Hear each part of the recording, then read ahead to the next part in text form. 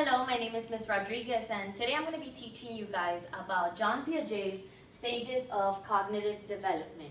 Before we begin, let's look at our objective.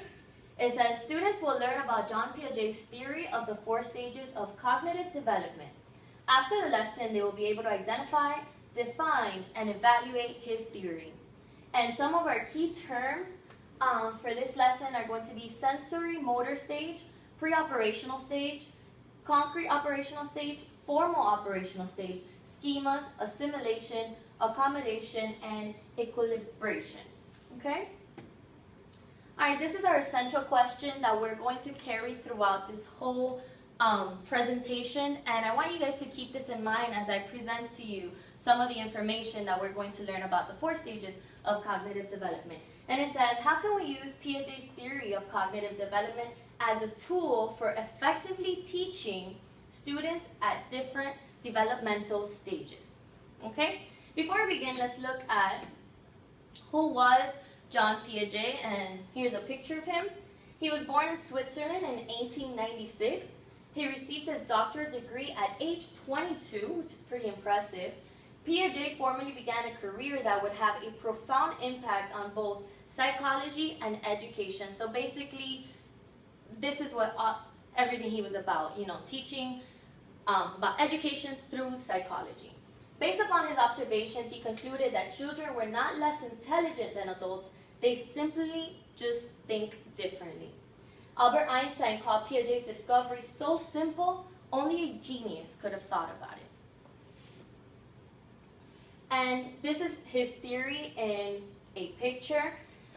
He says that people, humans, we have 4 stages of cognitive development, and it starts with the sensory motor stage. During this stage, this is when the child begins to interact with the environment. So if you've ever seen a small child, maybe, a little from 0 to 2 years old, you're going to see that they first start, touching objects, they start grabbing for them, they like to feel their texture. They're pretty much just exploring the world around them. Then after that one, from 2 to maybe 7 years old, the child begins to represent the world symbolically. This is when children begin to play pretend. They start to act like a mommy or a doctor or a teacher. The next stage is when it's called the concrete operational stage. This is when the child learns rules such as conservation. And I'm going to go a little bit deeper into the word conservation a little further on. And then finally, the final stage is the formal operational stage, and this is when adolescents can transcend to concrete situation and think about the future. Okay, so basically, again, in other words, is theory. Piaget's stage theory describes the cognitive development of children. Cognitive development involves changes in cognitive process and abilities.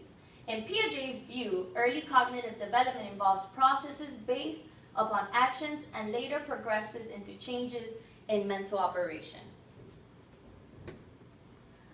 Okay, so let's start with the first one, which is the sensory motor stage. And these are the basic characteristics. The first stage of Piaget's theory lasts from birth to approximately age 2. It is centered on the infant trying to make sense of the world. During the sensory motor stage, an infant's knowledge of the world is limited to his or her sensory perceptions and motor activities. Behaviors are limited to simple motor responses caused by sensory stimuli. Children utilize skills and abilities they were born with, such as looking, sucking, grasping, and listening, to learn more about the environment.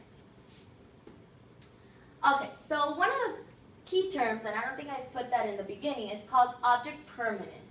And object permanence is a very, very interesting thing when we think about it. And here's a picture, it's kind of funny. It says, you mean to tell me you don't go anywhere when we play peekaboo? Because basically to children, when you play peekaboo and you go peekaboo, every time you cover your face, it's basically as if your face never existed to them, according to John Piaget. It says, according to Piaget, the development of object permanence is one of the most important accomplishments at the sensory motor stage of development. Object permanence is a child's understanding that objects continue to exist even though they cannot be seen or heard. So they start to finally understand this concept during this stage. So, from 0 to 1 month, we have reflexes. During this sub-stage, the child understands the environment purely through inborn reflexes such as sucking and looking. Then we go on to 1 through 4 months, and this sub-stage is called primary circular reactions. This sub-stage involves coordinating sensation and new schemas. For example, a child may suck his or her thumb by accident and then later intentionally repeat the action. These actions are repeated because the infant finds them pleasurable.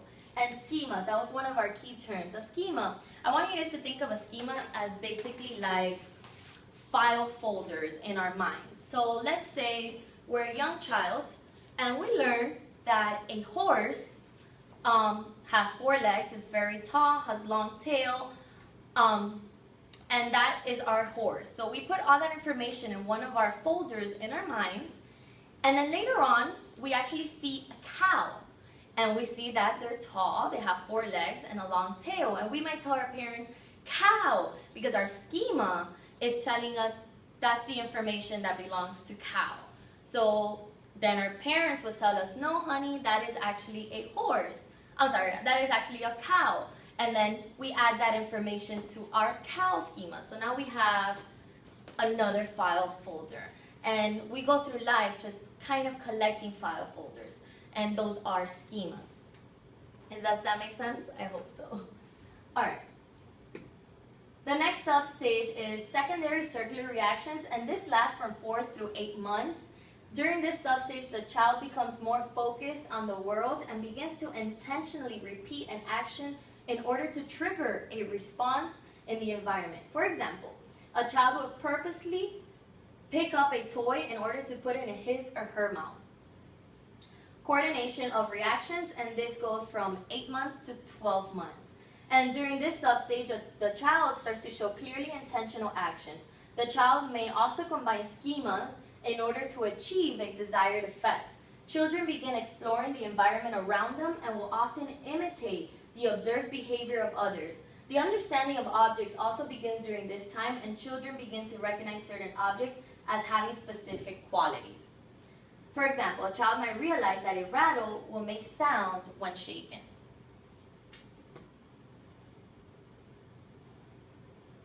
All right, the next substage is tertiary. I'm not sure I'm pronouncing that correctly. If I'm not, I'm sorry.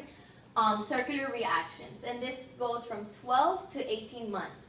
Children begin a period of trial and error experimentation during the 5th substage. For example, a child might try out different sounds or actions as a way of getting attention from a caregiver. Early representational thought, and this is from 18 to 12 months. Children begin to develop symbols to represent events or objects in the world in the final sensory motor substage. During this time, children begin to move towards understanding the world through mental operations rather than purely actions. Okay, so I want to explain this experiment that John Piaget did. It's called the A not B error. And it's basically a typical A not B task goes like this. An experimenter hides an attractive toy under a box, labeled box A, within the baby's reach. The baby searches for the toy, looks under box A, and whoop, finds the toy. This activity is usually repeated several times, always with the researcher hiding the toy under box A. Then, in the critical trial, the experimenter moves the toy under box B, also within reach of the baby. Babies of 10 months or younger typically make the preservation error, meaning they look under box A, even though they saw the researcher move the toy to box B. And box B is just as easy to reach. This demonstrates a lack of or incomplete schema of object permanence.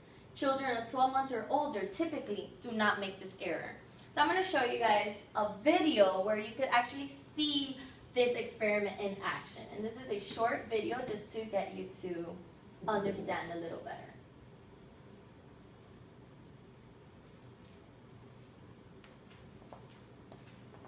You ready?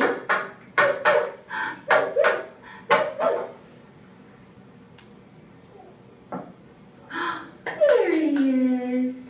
Very good job. There he is.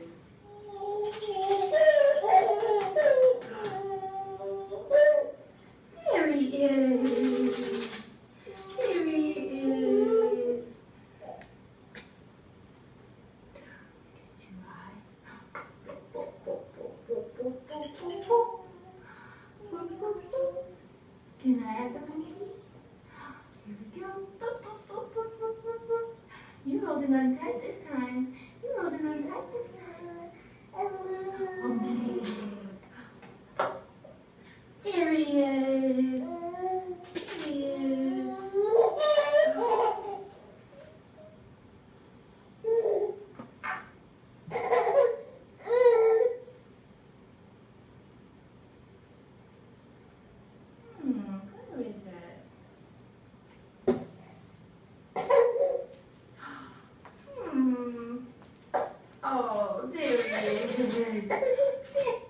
And just like that, you see that experiment. Alright, so the next stage is the pre-operational stage, and this basically it occurs roughly between the ages of 2 and 7. This is where language is one of the hallmarks of this period. Children in this stage do not yet understand concrete logic, cannot mentally manipulate information, and are unable to take the point of view of other people, which he terms egocentrism. During the pre-operational stage, children also become increasingly adept to using symbols, as evidenced by the increase in playing and pretending. So for example, a child is able to use an object to represent something else. And this is where you see children say, this is a sword, and they'll use a pen as a sword. That's basically what that means. Okay, so egocentrism, this is very important when we're referring to John Piaget's theories. He says, Piaget used a number of creative and clever techniques to study the mental abilities of children. One of the famous techniques to demonstrate egocentrism involved using a three-dimensional display of mountain scene, often referred as the three-mountain task. Children are asked to choose a picture that showed the scene they had observed. Most children are able to do this with little difficulty. Next, the children are asked to select a picture showing what someone else would have observed when looking at the mountain from a different point of view. So, and I'm going to show you this. Invariably, children most always choose the scene showing their own view of the mountain scene. According to Piaget, children experience this difficulty because they are unable to take on another person's perspective. And I also have a video on this experiment, which is very interesting. Oops, I'm sorry.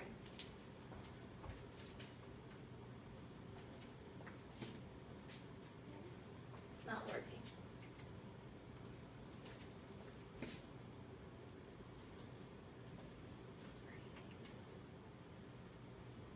Can you tell me what you see when you look at that from where you're sitting?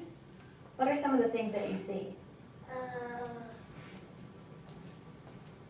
And a cat. A cat. And a tree and a barn. Okay, now we're going to do the same thing. Can you tell me what you see when you look at it from that stool? An owl. An owl. And a hen. What is that? A goat. A goat. Yeah. Okay, is there anything else you see? Yeah, right there. Right there, what is that? A tree. A tree. And there's another little tree. Another little tree. Right. And can you tell me what I see when I look at this from where I'm sitting right here? An owl. Okay. And a goat. Mm-hmm. And another tree. And that. And that. Okay, so can you tell me what you see from that side? A fox and a bone and a volcano and Yeah. a rock and a big fat Christmas tree. Now, Braxton, can you tell me what I see from where I'm sitting? A bird and a river and a volcano and a horsey and a rock and a